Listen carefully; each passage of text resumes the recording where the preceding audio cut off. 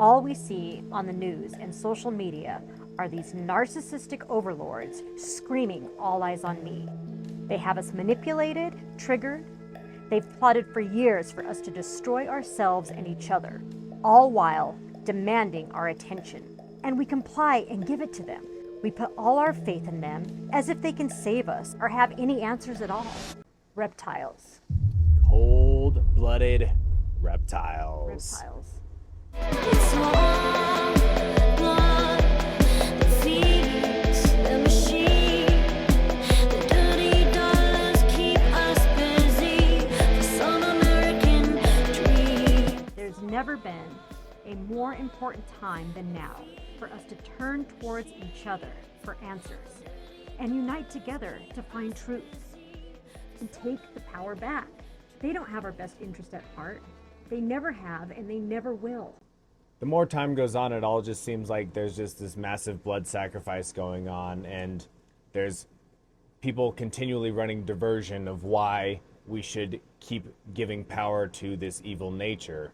And I understand that people come from a lot of different perspectives and, bloodlines where they see, standing up for what you believe in, but so much of this is built on lies.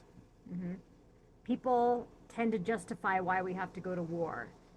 And in my opinion, the justification just is not there. We should never be sending off people to die, and we should never be going and killing people. Period. End of story. We have to stop letting them manipulate this and manipulating the narrative. We were talking in this group discussion about war last night, and ultimately, I believe, as my nonviolent self, I've had fights in the past, whatever, but as a nonviolent person, I believe that there's only one war that you should be fighting, and that's the war within yourself. If we all address what we are doing individually, that internal thought lights the consciousness in you, and that courage and that power is infectious amongst your community.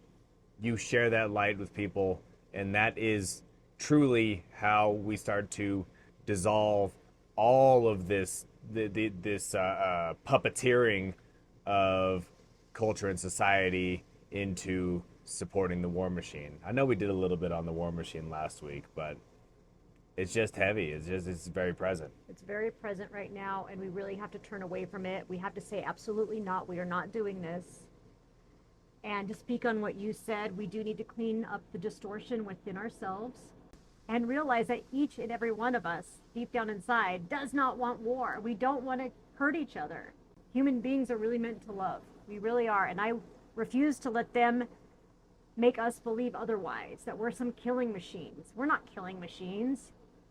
And a lot of people out there may not see that they have communities right now, and community is kind of like value of any type.